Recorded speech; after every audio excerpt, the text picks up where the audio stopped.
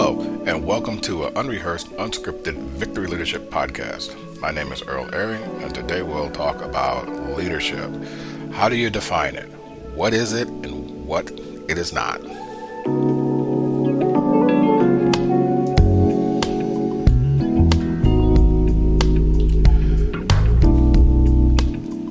Welcome again. We're taking a look at leadership. What is it? Leadership seems to be one of those moving targets. And you could say that, the leader, the person who's out in front, the one who is guiding the others, those elements are subjective because one person will see certain things and say that that's a leader and another one will say something else. And the one thing that we can say about leadership is there's just too many definitions to count.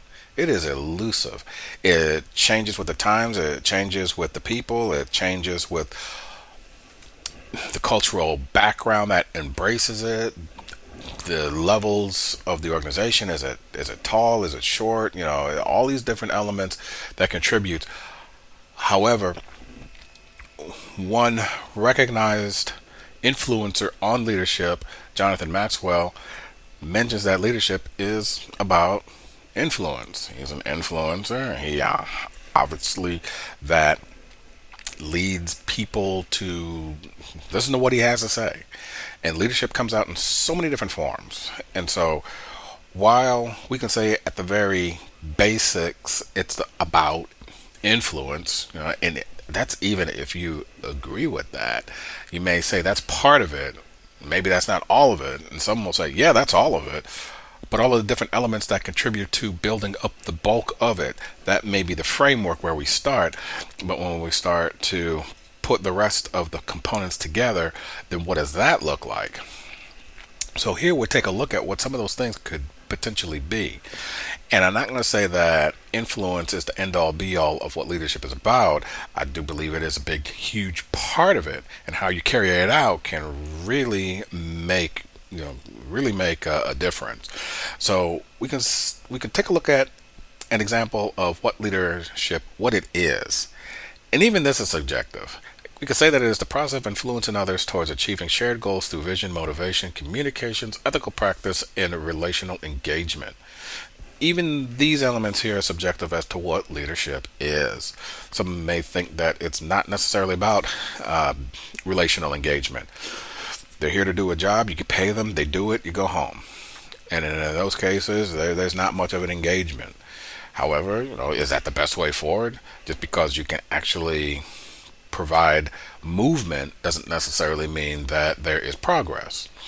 So when we take a look at what it is not, we can say that a commanding authority that is manipulating for personal gain or simply holding positions of power. They just like to be the leader. They want to be the boss, the person in charge. It could be an ego thing. True leadership is about transformation, not transaction. While some people believe that transactional leadership that is a leadership model. I give you this, you give me that, and so on and so forth. However, you can say at the very basics is that influencing. Yeah, if you give some people some money, especially if you give them enough, they'll do maybe what you ask. So even in these elements here, there is some ambiguity around them. It's a little foggy. And I don't know if we'll ever really get to a point where we can concrete say that this is a definition, but we can kind of get some ideas that help to bring thought or just awareness to those elements that contribute to what quality leadership looks like. And that is based on what has been done. What has happened out there that we can say that these are things that have positive attributes. They might be command and control. They may be strength based. A combination of the two, which is more than likely. So let's just take a look at some certain elements that are here, because we've got a lot more on the topic of organizational development and leadership that goes deeper into a lot of these topics that we're going to talk about just here as a sampler. So by no way means a form that this is exhaustive, but there's some ideas here that you might be able to take a look at and pull away from this that you may find that is beneficial. And if you do, please hit that like button and subscribe, because we got additional content and more on the way. Also, comment below. We've got more information out there that may be coming. So we'll just take a look at 1 through 3 here. So if we look at a particular leadership theory, the trait theory, which can identify the leaders or the leader's traits. So this is like the characteristics or what the person brings personality wise. However, the con is that it can overlook context, and the traits alone don't guarantee success.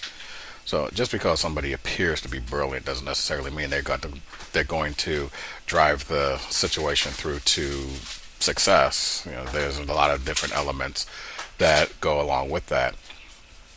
Another model is the skills approach, and this is where teachable elements that are applicable to development.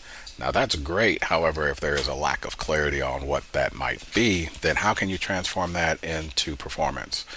It doesn't necessarily mean that somebody gets some information that they're going to utilize it in a meaningful way. That means that it's going to translate into something that's an objective that you can acquire. And then the situation approach, it's flexible, it's practical, it meets the needs of the time. However, it does require an accurate diagnosis of follower readiness, or even if it's applicable for the situation. So you can have these different tools based on the situation. However, you know that you got the right tools for the particular challenge at hand, and do people know how to utilize those tools? And it's challenging. And again, and then we go deeper in this in another podcast. I'll just throw out a quick example. You may ask for someone, let's say in a job description, that has Microsoft Office experience, and someone states that they do.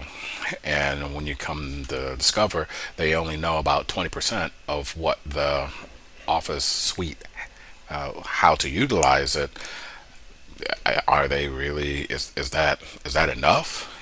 So is that what you're looking for? You really want somebody who's a Microsoft expert, in the Office, on the Office platform. So a lot of that is subjective.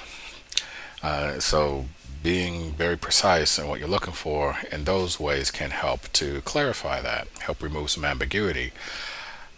Then when we go through pros and cons on theories 4 through 6, the fourth one, path goal theory, it aligns the behavior of the leader to the follower's needs. However, it can be complex with a lot of variables. So if we go back to those elements that providing the tools necessary to be successful, then even the implementation, the selection, and the utilization of those tools in a meaningful way may have some challenges. Leader-member exchange, this one is relation-based because it emphasizes the relationship quality between the leader and their direct report, their follower, whatever their title is. So idea behind it is, if there is a relationship that exists, what does that look like? And here the con is that not the model itself can promote favoritism. However, it can recognize it. So based on the vertical dyad theory, it evolved into LMX, leader member exchange, and there's an in group and out group. And just as it states, there's people who are in with the boss, and there's people who are on the outs with the boss. And that is not a strength-based approach to how you could utilize it, although you can use it as a metric to determine those who are in the out group with the desire to want to bring them into the in group. How do we make them a part of the whole and a productive contributing member of the organization? In that case, LMX is very insightful as to how you can look at the elements that can contribute, how to make that happen. Transformational leadership, it inspires high performance and change because it's right in the name, transformational. How do we transform from this to that? However, it can depend on the leader's charismatic delivery of what those challenges may be. And if you have somebody who is very charismatic, they're like the cheerleader, they're the go person, and they just move things forward. The challenge is, what if they are no longer a part of the plan. Somebody drove a dump truck full of money up to their house. Now they're off to another organization, or they're just, for whatever reason, they are no longer in the picture. And that drive to help move people forward through the relationship that was developed without a plan to continue forward in the event of key personnel or key team members no longer being available, then the movement forward and the goal that you're trying to obtain may become elusive or even out of reach. So this contributes to thinking about things around succession planning, which we have another podcast on. So again, subscribe, get notification, or check the list below and link to additional information that you may find of value. 7 through 9, the next one is authentic leadership. It can build trust through consistency and ethics. However, it can be hard to measure and implement objectively. So think about a global multicultural work environment where you are part of an organization that may have offices around the globe. Around those different characteristics of those cultural makeups, you're going to have some challenges with different hopes, goals, dreams, values, different elements that contributes to the makeup of who that person and what that organization is about. Things that might be objectionable or seem strange or not quite embraceable in one culture may be completely fine in another.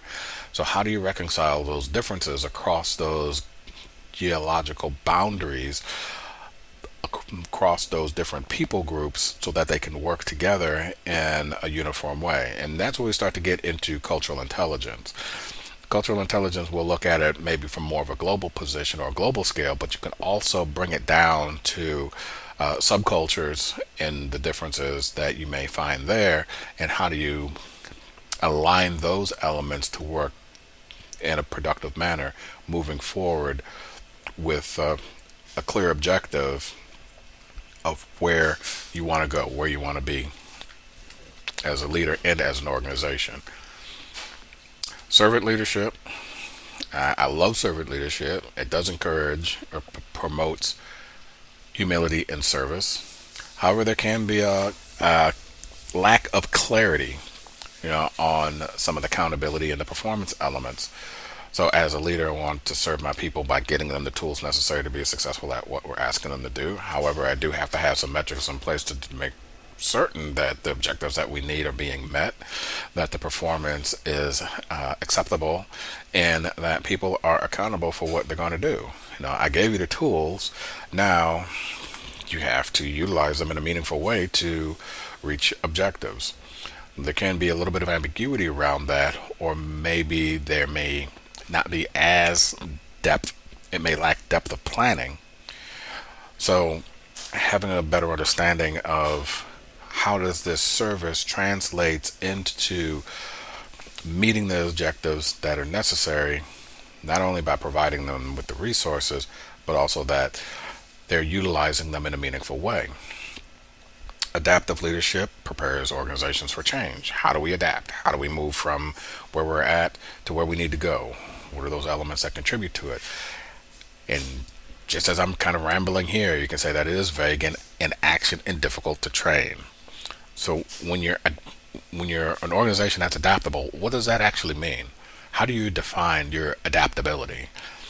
And if you get a little bit of an idea of what that can be, then you may be able to write in a definition.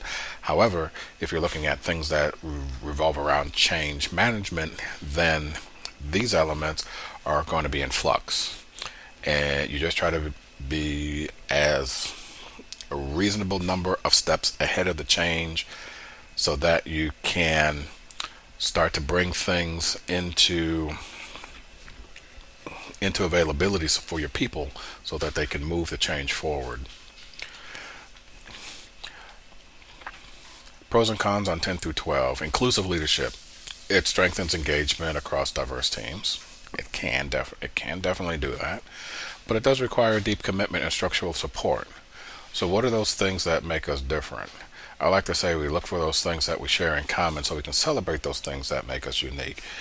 And someone who can cultivate and manage and lead that effort then can utilize that inclusion of many different talents, different backgrounds to come together in a cohesive manner that helps the organization move forward with distinction and excellence.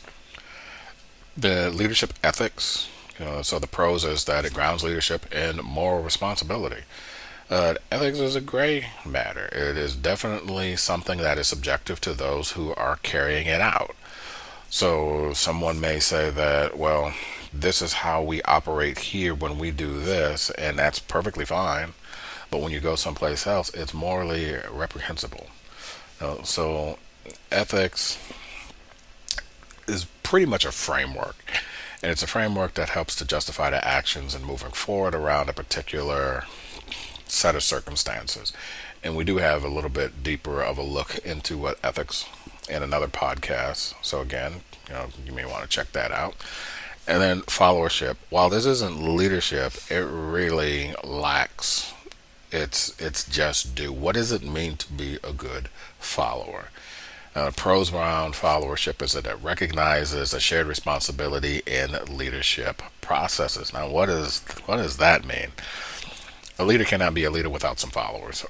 I mean, people can lead, they can self-lead, and then that means they self-follow. However, when a leader is moving forward, they need the support of their direct reports to carry out the responsibilities, whatever that looks like, for the department, for the organization. Some of the challenge with that is that it can minimize proactive leadership and influence. And as far as a follower can manage up. They can lead up. And there are methods and ways to do that.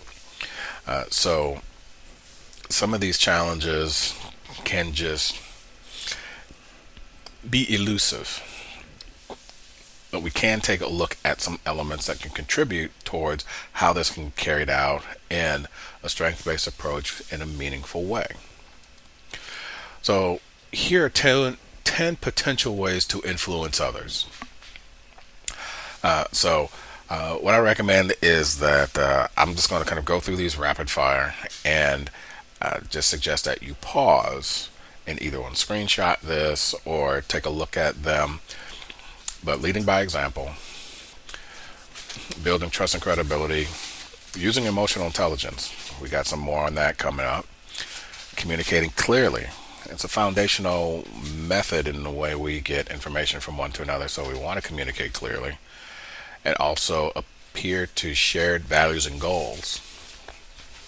As you work with others and you're moving forward to obtain certain objectives, and you will definitely want to do so in a meaningful way that they want to contribute and help move that forward. So those are elements that can help influence. So when you bring up and you can connect with someone's intrinsic values, they can contribute to the organization's mission in a more meaningful and in a deeper way. Provide social proof. So like I say, it's testimonials, case studies, and so forth. Ask thought-provoking questions.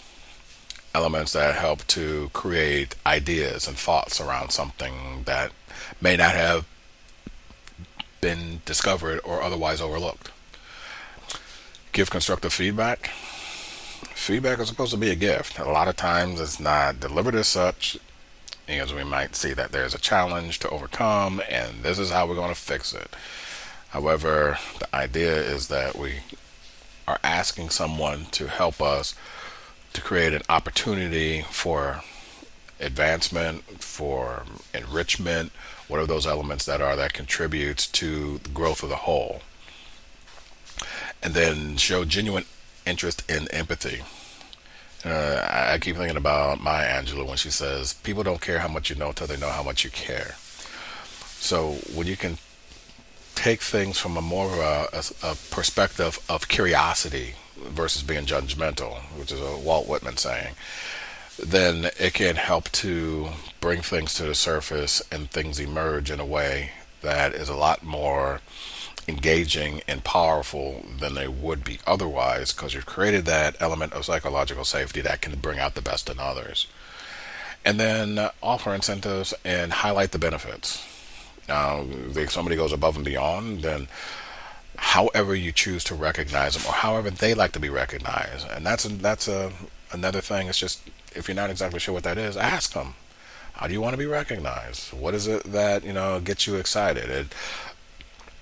Some people may flourish when they are recognized in the face of others. Others want to work behind the scenes.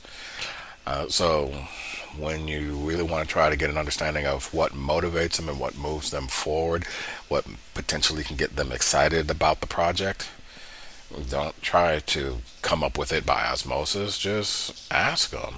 That's the simplest way. Here you see that are some professions. I got 6 professions here that are influenced by design. So this is just a part of their makeup and who they are. And you can actually utilize some of these elements that you may find a fit to your leadership style. So public relations specialists, they shape public perceptions. They are the ones that may provide uh, information about the organization in a meaningful way that connects with the either the target audience or the general public or all interested stakeholders. Teachers or educators are definitely influencers. They can potentially influence the mind of those they instruct and make a life application that can provide more meaning and insight than just facts and figures. We've got coaches and consultants. They can provide guidance. They can help bring out whatever the the elements in that individual to either recognize and bring awareness to certain elements and contributions that can help move someone forward. It could also just either provide direct assistance. There may be someone who just needs additional information. They don't have it. Some folks don't know what they don't know. And by providing some ideas and linking them up in a meaningful way, then that also contributes through influence them in a particular direction. Then you got politicians and policy advocates. Now, when we think about politicians, we're thinking about those that are in government office. But a politician is those who deal with policy. And a lot of your organizations have some type of policies in place, policies and procedures. So those who are able to utilize those in a meaningful way and shape the culture by expressing them in a way that resonates with others, then that is very influential. Even those who are in government positions who are very politically motivated can influence others in a meaningful way. We've got clergy and spiritual leaders. There are a lot of people of faith who can influence and have influence and will influence.